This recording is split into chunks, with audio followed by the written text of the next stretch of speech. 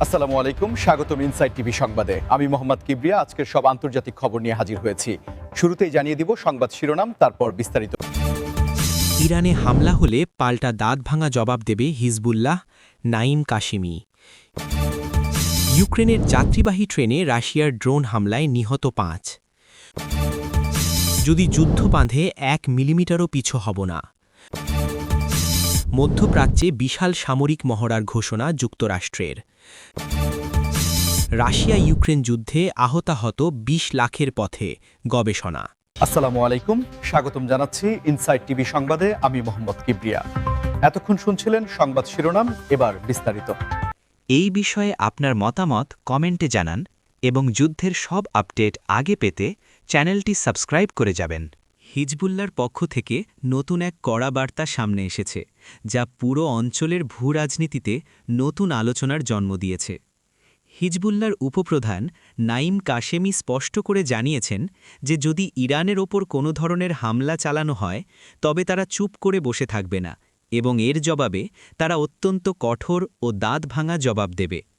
আপনারা যারা নিয়মিত আন্তর্জাতিক সংবাদ অনুসরণ করেন তারা জানেন যে ইরান এবং হিজবুল্লার মধ্যে দীর্ঘদিনের একটি কৌশলগত সম্পর্ক রয়েছে এবং এই দুই পক্ষই একে অপরের নিরাপত্তা বলয় হিসেবে কাজ করে।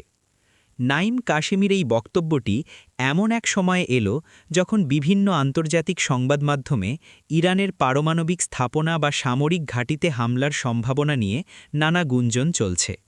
তিনি তার বক্তব্যে উল্লেখ করেছেন যে ইরান শুধু তাদের একটি মিত্রদেশই নয়, বরং পুরো অঞ্চলের স্থিতিশীলতার জন্য ইরানের ভূমিকা অপরিসীম এবং ইরান আক্রান্ত হওয়া মানে পুরো হিজবুল্লাহ বাহিনী আক্রান্ত হওয়া। এই ধরনের সরাসরি হুঁশিয়ারি সাধারণত বড় কোনো সংঘাতের ইঙ্গিত দেয় বলে বিশেষজ্ঞরা মনে করছেন। হিজবুল্লার সামরিক সক্ষমতা গত কয়েক দশকে উল্লেখযোগ্যভাবে বৃদ্ধি পেয়েছে এবং তাদের কাছে থাকা উন্নত প্রযুক্তির মিসাইল ও ড্রোন যে কোনো দেশের জন্য উদ্বেগের কারণ হতে পারে। নাঈম কাশেমি আরও বলেছেন যে তারা যুদ্ধের জন্য প্রস্তুত না থাকলেও আক্রান্ত হলে তারা পিছু হটবে না। এই বিষয়টি নিয়ে আপনাদের মতামত কি? আপনারা কি মনে করেন এই ধরনের পাল্টাপাল্টি হুঁশিয়ারি যুদ্ধের ঝুঁকি আরও বাড়িয়ে দিচ্ছে? কমেন্ট করে আমাদের জানান এবং ভিডিওটি ভালো লাগলে লাইক দিতে ভুলবেন না। আসলে মধ্যপ্রাচ্যের শান্তি এখন সুতোর ওপর ঝুলে আছে এবং এই পরিস্থিতিতে কূটনৈতিক তৎপরতা বৃদ্ধি করা না হলে পরিস্থিতি আরও জটিল হতে পারে। হিজবুল্লার এই অবস্থান মূলত তাদের প্রতিরোধের অংশ হিসেবেই দেখা হচ্ছে, যাতে কোনো পক্ষ হুট করে বড় কোনো সামরিক সিদ্ধান্ত নিতে না পারে। তবে এই ধরনের বড় সামরিক হুমকির ফলে বিশ্ব অর্থনীতিতেও এর প্রভাব পড়তে পারে, বিশেষ করে তেলের বাজারে অস্থিরতা তৈরির সম্ভাবনা থাকে। ইউক্রেনের বর্তমান পরিস্থিতি নিয়ে বলতে গেলে এখন সাধারণ মানুষের নিরাপত্তা সবথেকে বড় প্রশ্নের মুখে পড়েছে এবং সম্প্রতি একটি যাত্রীবাহী ট্রেনে রাশিয়ার ড্রোন হামলার ঘটনা সেই আতঙ্ককে আরও বাড়িয়ে দিয়েছে। এই দুঃখজনক ঘটনায় এখন পর্যন্ত ৫ জন নিরীহ মানুষের প্রাণহানির খবর পাওয়া গেছে এবং আহত হয়েছেন আরও অনেকেই। আপনারা জানেন যে যুদ্ধের এই দীর্ঘ সময়ে ইউক্রেনের রেল যোগাযোগ ব্যবস্থা ছিল সাধারণ মানুষের চলাচলের প্রধান ভরসা, কিন্তু এখন সেই জায়গাতেও হামলা চালানো হচ্ছে। ড্রোন প্রযুক্তির এই অপব্যবহার যুদ্ধের আধুনিক রূপকে আরও ভয়াবহ করে তুলছে, যেখানে দূর থেকে নিয়ন্ত্রণ করা ছোট ছোট যন্ত্রগুলো বড় ধরনের ধ্বংসযজ্ঞ চালাচ্ছে। এই ড্রোনগুলো সাধারণত রাতের আঁধারে বা খুব ভোরে হানা দেয়, ফলে সাধারণ মানুষের পক্ষে নিরাপদ আশ্রয়ে যাওয়া কঠিন হয়ে পড়ে। প্রত্যক্ষদর্শীদের মতে ট্রেনটি যখন একটি স্টেশনে থামার প্রস্তুতি নিচ্ছিল, ঠিক তখনই ড্রোনগুলো আঘাত হানে এবং নিমিষেই বগিগুলোতে আগুন ধরে যায়। এই ধরনের অমানবিক হামলা আন্তর্জাতিক মহলে ব্যাপক নিন্দার ঝড় তুলেছে এবং সাধারণ নাগরিকদের উপর হামলার বিষয়ে জেনেভা কনভেনশনের লঙ্ঘনের অভিযোগ আবারও সামনে আসছে। ইউক্রেন সরকার এই ঘটনার তীব্র প্রতিবাদ জানিয়েছে এবং আন্তর্জাতিক সম্প্রদায়ের কাছে আকাশ প্রতিরক্ষা ব্যবস্থা আরও জোরদার করার আবেদন করেছে। যুদ্ধের এই ভয়াবহতা আমাদের মনে করিয়ে দেয় যে শান্তির বিকল্প কিছু নেই এবং সাধারণ মানুষই সব সময় যুদ্ধের প্রধান শিকার হয়। আপনারা যারা এই ভিডিওটি দেখছেন তারা কি মনে করেন এই সংঘাত থামানোর জন্য বর্তমান বিশ্ব নেতাদের আরও কার্যকর ভূমিকা রাখা উচিত? আপনাদের চিন্তাভাবনা আমাদের সাথে শেয়ার করুন এবং এই ধরনের গুরুত্বপূর্ণ আপডেট নিয়মিত পেতে বেল আইকনটি ক্লিক করে রাখুন। ইউক্রেনের এই সংকটময় মুহূর্তে সারা বিশ্বের মানুষ এখন শান্তির প্রার্থনা করছে এবং আমরা আশা করি খুব শীঘ্রই এই অচল অবস্থার নিরসন হবে। যুদ্ধের ফলে শুধু জীবনহানিই হচ্ছে না, বরং সেই দেশের পরিকাঠামো এবং অর্থনীতিও ধুলোয় মিশে যাচ্ছে, যা কাটিয়ে উঠতে কয়েক দশক সময় লেগে যেতে পারে। তাই আমাদের সবার উচিত সংঘাতের বদলে আলোচনার মাধ্যমেই সমস্যার সমাধান খোঁজা। জাতীয় নিরাপত্তা এবং সার্বভৌমত্বের প্রশ্নে যে কোনো দেশের অবস্থান কতটা অনড় হতে পারে তা আবারও স্পষ্ট হয়ে উঠেছে একটি জোরালো বক্তব্যের মাধ্যমে, যেখানে বলা হয়েছে যে যদি যুদ্ধ বাঁধে তবে 1 মিলিমিটার ভূখণ্ড থেকেও পিছপা হওয়া হবে না। এই কথাটি মূলত একটি দেশের প্রতিরক্ষা বাহিনীর মনোবল এবং জনগণের প্রতি প্রতিশ্রুতির বহিঃপ্রকাশ হিসেবে দেখা হচ্ছে। আপনারা যদি বর্তমান বিশ্বের অস্থির পরিস্থিতির দিকে তাকান, তবে দেখবেন যে সীমানা নিয়ে বিরোধ এখন অনেক দেশের জন্যই একটি বড় চ্যালেঞ্জ হয়ে দাঁড়িয়েছে। এই ধরনের বক্তব্য সাধারণত শত্রুপক্ষকে সতর্ক করার জন্য এবং নিজের দেশের নাগরিকদের মনে সাহস জোগানোর জন্য দেওয়া হয়। কোনো দেশই চায় না যুদ্ধে জড়াতে, কিন্তু যখন দেশের অখণ্ডতা হুমকির মুখে পড়ে, তখন প্রতিটি সেনার কাছে তার মাটি হয়ে ওঠে শেষ আশ্রয়। এখানে 1 মিলিমিটার কথাটি অত্যন্ত তাৎপর্যপূর্ণ, কারণ এটি বোঝায় যে সার্বভৌমত্বের প্রশ্নে কোনো ধরনের আপোষ করার সুযোগ নেই। আধুনিক যুদ্ধে শুধু সম্মুখ লড়াই নয়, বরং মানসিক এবং কৌশলগত দিক থেকেও শক্তিশালী থাকা প্রয়োজন।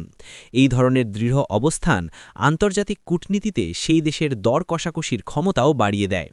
আপনারা কি মনে করেন একটি দেশের জন্য এই ধরনের অনমনীয় অবস্থান রাখা জরুরি, নাকি আলোচনার মাধ্যমে কিছু ছাড় দিয়ে শান্তি বজায় রাখা উচিত? আপনাদের যুক্তিপূর্ণ মতামত আমাদের কমেন্টে জানান। আপনার দেওয়া একটি লাইক আমাদের এই ধরনের তথ্যবহুল ভিডিও তৈরিতে অনেক উৎসাহ দেয়। বর্তমান সময়ে হাইব্রিড ওয়ারফেয়ার বা ছায়াযুদ্ধের প্রাদুর্ভাব বাড়লেও ভূখণ্ড রক্ষা করার চিরাচরিত লড়াই এখনও সমান গুরুত্ব বহন করে। আমরা দেখছি কিভাবে ছোট ছোট ভূখণ্ড নিয়ে দেশগুলোর মধ্যে উত্তেজনা বাড়ছে এবং এর ফলে সাধারণ মানুষের জীবনযাত্রা ব্যাহত হচ্ছে।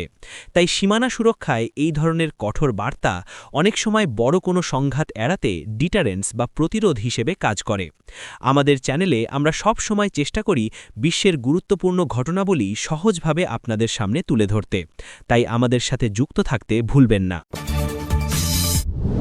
মধ্যপ্রাচ্যের জলসীমায় এবং কৌশলগত এলাকাগুলোতে নিজেদের অবস্থান আরও শক্তিশালী করার উদ্দেশ্যে যুক্তরাষ্ট্র এক বিশাল সামরিক মহড়ার ঘোষণা দিয়েছে, যা নিয়ে পুরো অঞ্চলে নতুন করে চাঞ্চল্য সৃষ্টি হয়েছে।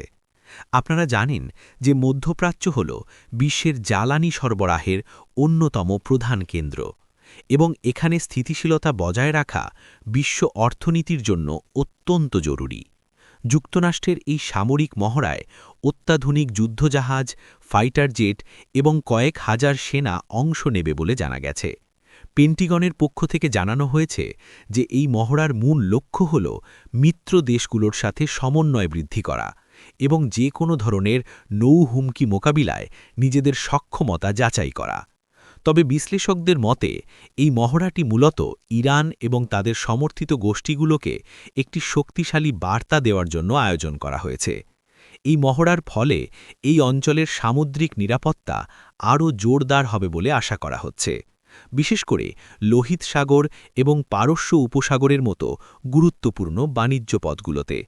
আপনারা কি মনে করেন, এই ধরনের বিশাল সামরিক মহড়া কি অঞ্চলে শান্তি ফিরিয়ে আনবে, নাকি এটি উত্তেজনার পারদ আরও বাড়িয়ে দেবে?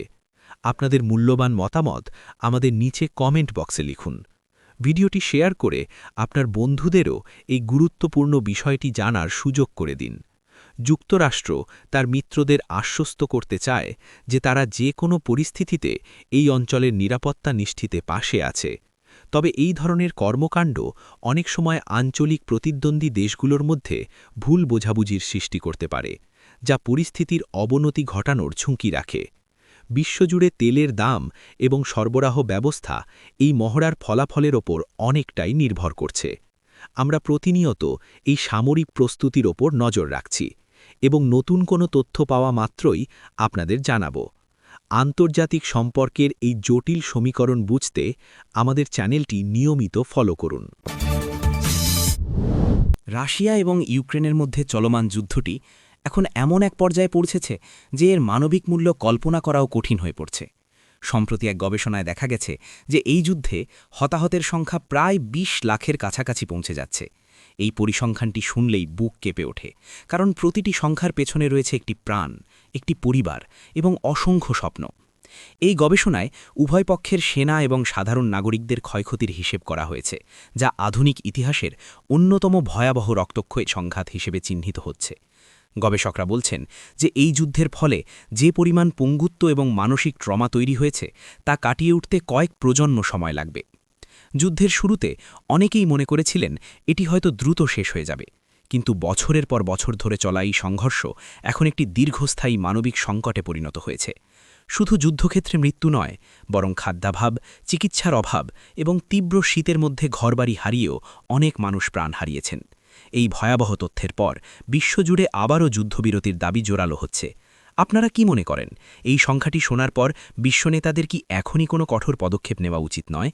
কেন এখনও শান্তি আলোচনা সফল হচ্ছে না বলে আপনি মনে করেন? আপনার ভাবনা আমাদের সাথে শেয়ার করুন এবং আমাদের এই সচেতনতামূলক ভিডিওটি সাবস্ক্রাইব করে ছড়িয়ে দিন। প্রতিটি যুদ্ধের শেষ হয় আলোচনার টেবিলে, কিন্তু সেই টেবিল পর্যন্ত পৌঁছাতে কত মানুষকে প্রাণ দিতে হবে সেটাই এখন বড় প্রশ্ন। এই ২০ লাখ মানুষের হতাহতের ঘটনা আমাদের সভ্যতাকে এক বড় প্রশ্নের মুখে দাঁড় করিয়ে দিয়েছে। যুদ্ধের এই করাল গ্রাস থেকে মানবজাতিকে রক্ষা করতে হলে আমাদের সবাইকে যুদ্ধের বিরুদ্ধে এবং শান্তির পক্ষে কথা বলতে হবে। আমরা আশা করি আমাদের এই প্রতিবেদনটি আপনাদের যুদ্ধের ভয়াবহতা সম্পর্কে একটি পরিষ্কার ধারণা দিয়েছে।